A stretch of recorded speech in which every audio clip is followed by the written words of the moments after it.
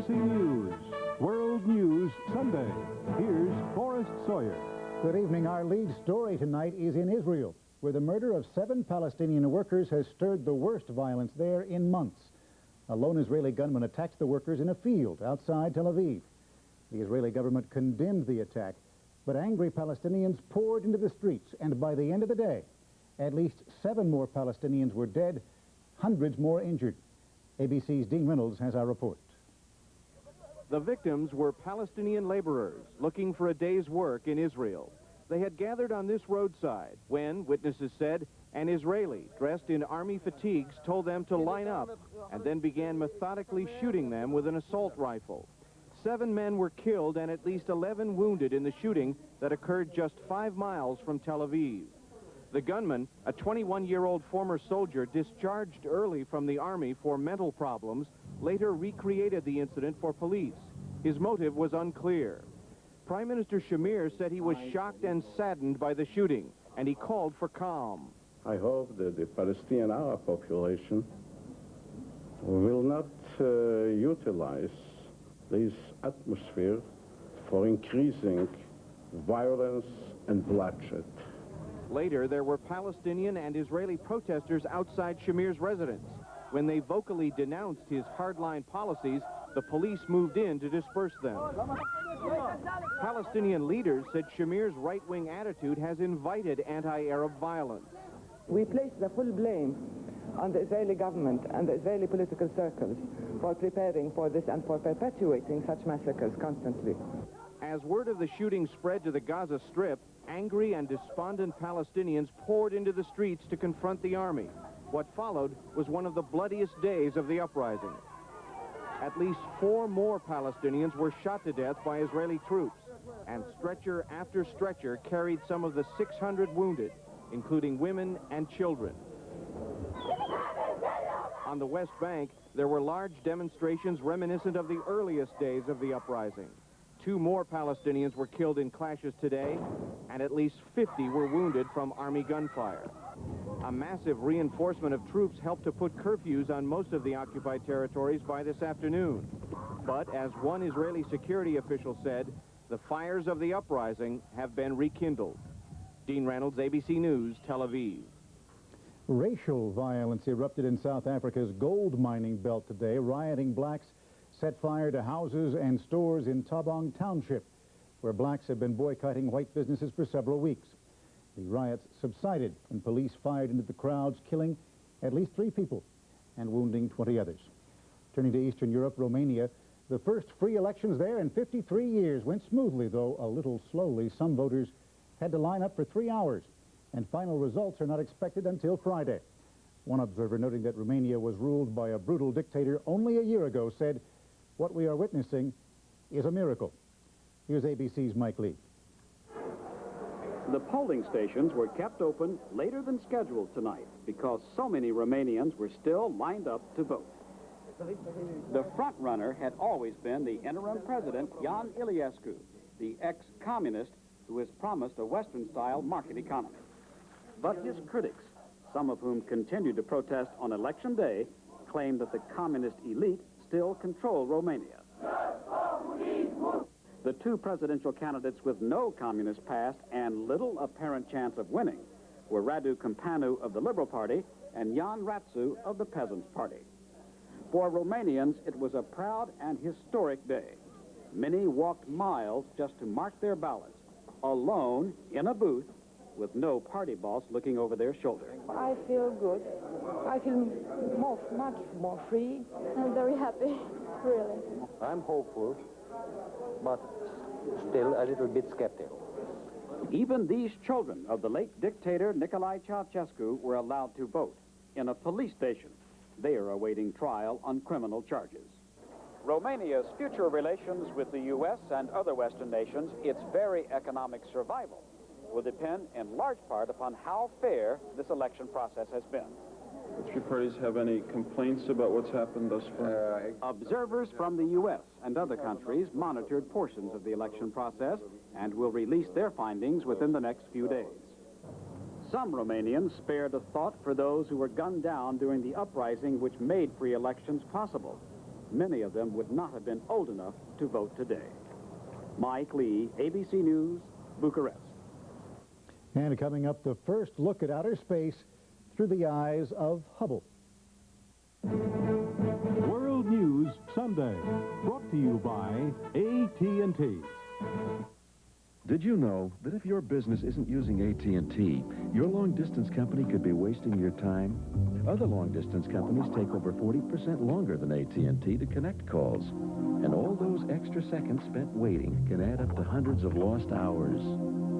So many hours, it's like paying someone to sit around for over a month to do absolutely nothing. Productivity, another AT&T advantage. Dessert for $750 at 8 o'clock sharp. It takes expertise, artistry, and most of all, total concentration. With no time for minor arthritis pain. That's why there's the concentrated power of Anacin. Anacin concentrates 23% more medicine in each tablet. More medicine than regular strength aspirin for fast, effective pain relief. Anacin relief gets arthritis pain out of your way. Anacin, concentrated for powerful pain relief. It was a long time coming, but the celebrated Hubble Space Telescope finally sent its first pictures of outer space back to Earth today. The Hubble's been plagued by so many glitches that astronomers really weren't expecting much from today's first test. But as Jim Slade reports, they got a big and a welcome surprise. They looked through Hubble, and this is what they saw. This was first light, the first time a new telescope sees the stars. Astronomers came prepared to explain why it doesn't look so great yet, but they didn't have to. Gee, it was great. And to imagine now that we're going to go another factor 7 or 8 before we're done in the next month or so, gee whiz, that's going to be really something to look at. Here's what he's talking about. Professor Westfall's team took the picture on the right through Hubble. On the left is one taken by a ground-based telescope in Chile. The picture on the left is what is commonly done on really good nights at Las Campanas. And of course, that's one nicety of ST is it's going to be this way or better always. What's so intriguing is that star in the upper right. Actually, it's two stars in the same line of sight. Until today, they didn't know for sure it was a double star. So they've actually learned something, even though they had no intention of doing so with this first rough picture. Today's test was merely an engineering run to see that they could find the stars and focus on them. Professor Westfall and his colleagues see years ahead of exploring parts of the universe that have been totally blanked out for them by Earth's obscuring atmosphere. I think maybe the most fun stuff is going to be these pictures that are not pointed at some specific thing. That's where we're going to find mysteries. That time's coming. Jim Slade, ABC News, Goddard Space Flight Center, Maryland. Down on Earth, weather was still very much in the news. Torrential downpours dumping up to 13 inches of rain in central Arkansas overnight. And that caused flash flooding that turned streets in Hot Springs into rivers, sweeping away many cars and bridges and stranding residents of lakefront homes on their rooftops. More than 200 families were forced to evacuate. In Florida, a flotilla of private boats piloted by Cuban exiles set sail from Key West today. Their mission, to stage a rally for democracy on the edge of communist Cuba's territorial waters. ABC's Peter Collins reports. They left at dawn, about 3 dozen private boats, all of them with Cuban-American exiles on board. Some of the men had fought in the ill-fated Bay of Pigs invasion 30 years ago. Now they were headed for the waters off Cuba with a message for Fidel Castro. We want freedom and democracy in Cuba, so our brotherhood in Cuba knows that we are behind them. The plan was to sail within 13 miles of Cuba, just off the island's territorial limits. U.S. Coast Guard ships escorted the Cubans and passed on a warning from Havana not to get too close. So most of the widely scattered flotilla stayed 20 miles offshore. Today is the 82nd anniversary of Cuba's independence from Spain, and the idea was to deliver a message of hope to Cubans still living under Castro's communist regime. Most of these Cubans fervently believe the collapse of communism in Europe means Castro is next. Castro knows that we are on his back demanding the freedom of Cuba. There was no official reaction from Cuba, and Castro's armed forces stayed clear of the flotilla. For many of the exiles, this was as close as they have ever gotten to their homeland since they left, and just making the trip was exciting. Peter Collins, ABC News, Key West, Florida. When we return, a different kind of confrontation, some Michigan residents with a top Japanese official over lost jobs and unfair trade.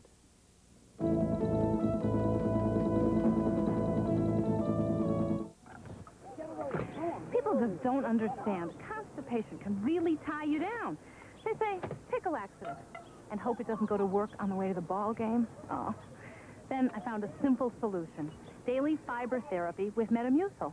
It's safe, not a harsh chemical. I can even take Metamucil daily for the extra fiber I need to get regular and stay that way. That's important to me and a lot of little people. Metamucil, and you can stay regular for the rest of your life. Every evening, we pack over 700,000 passengers onto our planes. No drinks are served, no meals are prepared, yet our customers love our service, like our UPS Next Day Air Letter. Guaranteed overnight delivery to any address coast to coast, and at just $9, far less than other companies charge. No one seems to mind that there's no in-flight movie.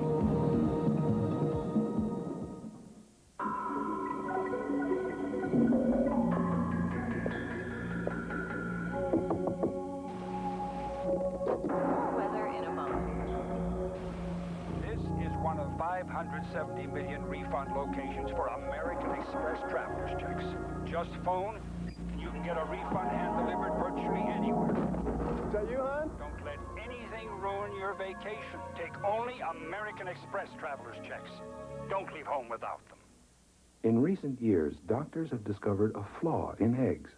They're extremely high in cholesterol, and a diet high in cholesterol and fat can contribute to the risk of heart disease. Nutritionists at Fleischmann's have found a way to overcome this flaw with Fleischmann's Egg Beaters, the only egg substitute that's 99% real egg with 0 cholesterol and 0 saturated fat. Next time you'd love an egg, crack open a carton. Fleischmann's Egg Beaters, the great-tasting egg without a flaw. There was an unusual and potentially explosive town meeting today outside Detroit. People who live there, many of whom are out of work because of Japanese competition, got to confront one of Japan's top government officials. ABC's Sheila Cast was there. He is Shintaro Ishihara, an outspoken member of the Japanese parliament. His controversial book argues Japan should be tougher on the U.S., should say no to U.S. trade demands. At home, his views are popular. But today, Ishihara is near Detroit. Everywhere, there are signs of the impact of Japanese competition. New showplace plants operated by the Japanese.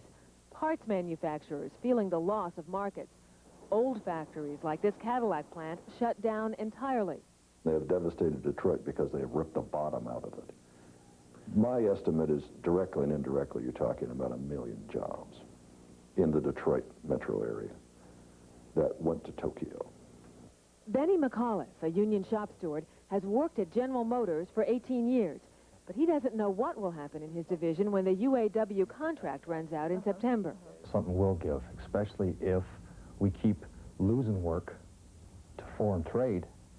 Yeah, they're going to sit and tell us, hey, we've got too many people, and we've got to cut them. McAuliffe confronted Ishihara today at a town meeting arranged by Congressman Sander Levin. Would you like to see the U.S. economy falter? Oh, no, Ishihara responded through his interpreter, and he acknowledged Japan should open its markets.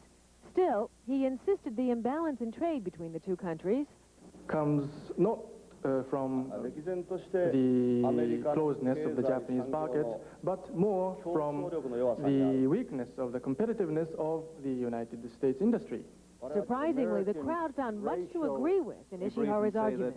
Our problems are not with Mr. Ishihara or the Japanese. They're in Washington. And if I was in the Japanese shoes, I would deal the same way.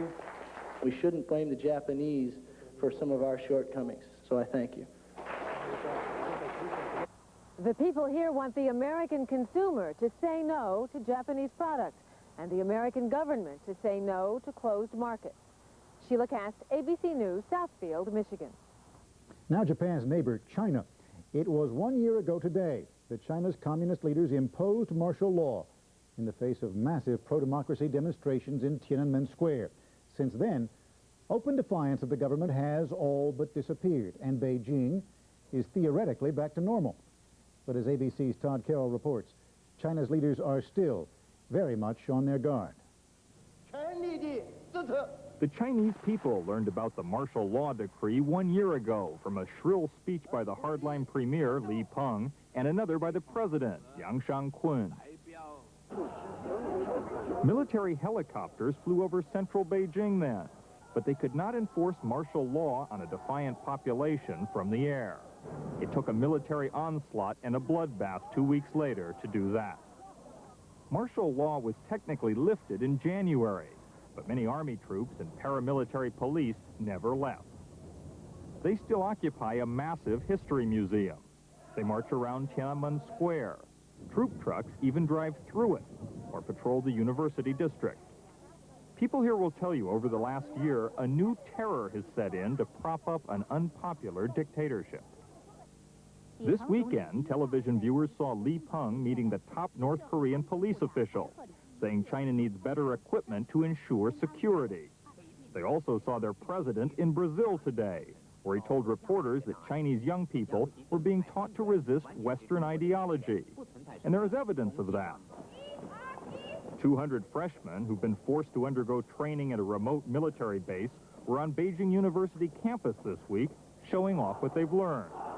But there's no evidence that any of this has eroded the underlying anti-government mood here. Many ordinary people say they're just waiting for new winds to come again and sweep away the terror. Todd Carroll, ABC News, Beijing. The North African nation of Sudan was struck by a major earthquake today, measuring 7.5 on the Richter scale, which means it was capable of causing widespread destruction.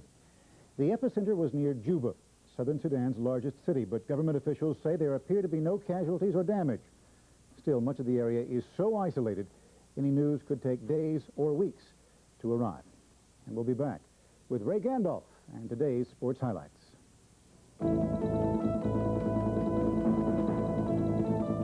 There you are, going along, feeling on top of the world. Then out of the blue, constipation. You feel bloated, twisted. You just can't go on. And fiber, it's so slow. You want fast medicine. X-Lax, it's the right medicine. Medical experts agree. X-Lax gives your system back the natural fluids it needs to put you back on top of the world again in hours, not days. Today's X-Lax, the right medicine. Eddie Donaldson was one of my best friends. I don't believe I can stand it another 40 years. Well, I've insured 2 generations. Doug has insured the next generation. It's the kind of family you want to do business with. He married, I think, probably better than his wife did. After 40 years as friends and neighbors, a second generation of Donaldsons is insuring a third generation of McCormick's through New York Life. I guess you'd say we help pull each other's wagon when we can. New York Life, the company you keep. What's fair is fair. And frankly, Price Pfister is the fairest faucet of them all. Starting with the fabulous finishes they offer outside, right down to the feat of engineering that's inside. The quality is formidable, thanks to a heart of solid brass. And another fine feature is how affordable it is. So find yourself a Price Pfister, a fabulous faucet with a funny name. If you heard about a breakfast that helps keep you going all morning, you'd think it was big news, right? Well, it was for me. It's breakfast with grape nut cereal. I heard try it for a week and see how good you feel all morning. I feel great. I mean, it's got what it takes to help keep you going. It's packed with complex carbohydrates. It's a natural energy source, but it also tastes so good. It's hearty. Just try it for a week yourself. Breakfast with grape nuts helps keep you going strong all morning long. The biggest polluter in America is the federal government. Why Uncle Sam doesn't face the same penalties for breaking the law. Watch Peter Jennings on ABC's World News Tonight this week. Let's check in on sports now. Ray Gandolf joins us from New York with a look at one rookie race car driver who gave it his best trying to graduate to big time at Indy. And, of course, there's the NBA's Eastern Conference Final. Ray? Thank you, Forrest. In the first game of that Eastern Conference Final Series, Detroit's defense smothered the Chicago Bulls, and Joe Dumars took care of the Piston offense, scoring 27 points, 18 of them in the third quarter when the Pistons took control of the game. Monica Seles resisted the irresistible force and moved the immovable object, beating Steffi Graf in the finals of the German Open tennis tournament and breaking Graf's winning string at 66 matches in a row.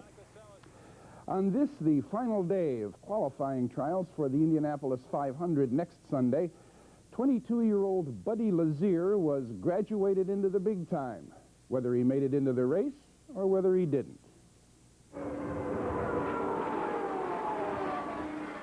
From A to V, from Andretti to Vukovic, auto racing is a father and son sport, even for a not-so-famous father and his Indy rookie son.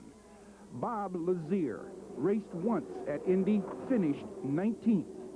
Buddy Lazier, trying to qualify this past week, learned about racing literally at his father's knee. When he was 8, he would sit on my lap and do the steering. And, you know, I didn't see any need to slow down because he was able to steer so well even at whatever speed we were going. I used to sit in the race cars and look in there and say, God, you know, if I could just reach the pedals, I can do that. I know I can do that. And I can remember being back at, you know, about 6 years old when we had to sneak into the pits. They used to put me in the back trunk to get me in the racetracks because I was too young. Buddy's attempt to qualify at Indy this year started badly when his car crashed on the first day of practice runs. He came out of it unscathed and began working with a backup car. His chances of breaking into the 33-man field were slim. But before yesterday's trials began, Bob Lazier was hopeful. Maybe things won't be done correctly and we won't make the race or have another accident or something on this order. So right now it is definitely the makings of a wonderful weekend and a wonderful part of life in general. Buddy Lazier couldn't make it today to a part of this wonderful weekend. Graduation ceremonies at Curry College in Massachusetts. Robert Buddy Lazier, candidate for Bachelor of Arts. I really think that having the college degree with the way motor racing has evolved is going to make me a better race car driver in the future. And being a race car driver helped Lazier earn his degree. He got a semester's credit for his Indy experience. He designed and wrote his media brochures. And in a sport that devotes its every moment to selling something, Lazier's degree in marketing gives him a leg up. And the kid can drive. Yesterday, he qualified as the 33rd man, the man on the bubble.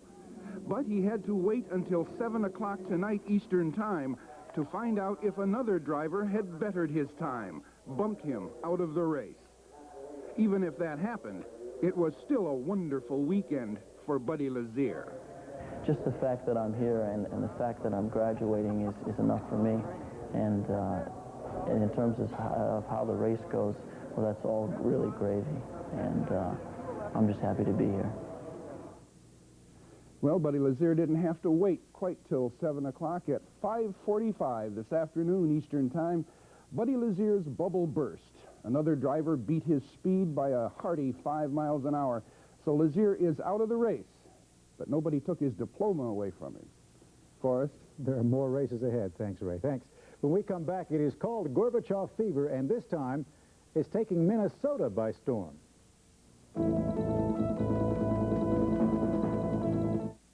50's nifty, and to extend these good years, we eat right, exercise, and to be sure, we take new Geritol Extend with all the vitamins folks over 50 need.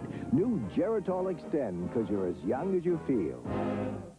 The bill's twice as big as usual. Because, honey, you ate twice as much. With extra strength Tums EX, even twice the heartburn's no sweat. It's twice as strong, twice as fast as regular Rolaids.